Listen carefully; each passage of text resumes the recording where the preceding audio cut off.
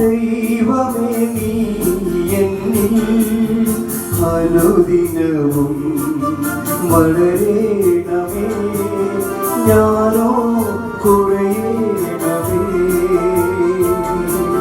സ്നേഹമാം ദൈവമേ നീ എന്നിൽ അനുദിനവും വളരേണമേ, ഞാനോ കുറയേണമേ. ദൈവനാമത്തിന് മഹത്വമുണ്ടാകട്ടെ. ഇന്നത്തെ പ്രഭാത ധ്യാനത്തിനായി 28-ാം സങ്കീർത്തനം 9-ാം വാക്യം. നിന്റെ ജനത്തെ രക്ഷിച്ച് നിന്റെ അവകാശത്തെ അനുഗ്രഹിക്കണമേ, അവരെ മേയിച്ച് എന്നേക്കും അവരെ വഹിക്കണമേ.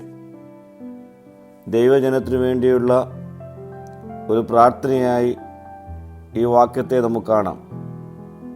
ദൈവം ജനത്തിന് ഒരു ഇടയനെപ്പോലെ ഇരുന്ന് പാലിക്കണമെന്നും, കുഞ്ഞാടുകളെ വഹിക്കുന്നത് പോലെയും ക്ഷീണിച്ച് തളർന്നവയെ ചുമലിലെടുക്കുന്നത് പോലെയും പിതാവ് മക്കളെ എന്ന പോലെ വഹിക്കണമേ എന്നാണ് അപേക്ഷിക്കുന്നത്.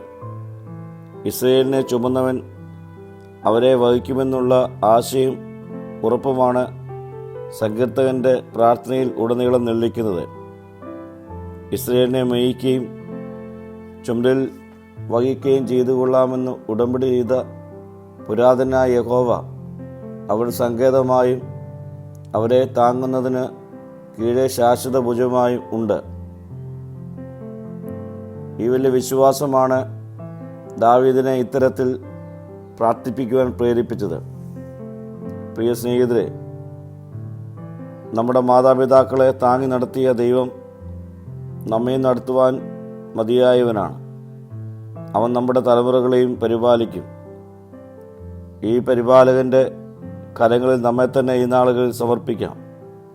ഈ വലിയ വിശ്വാസത്തിൽ വിശ്വാസയാത്രയിൽ നമുക്ക് മുന്നേറാം.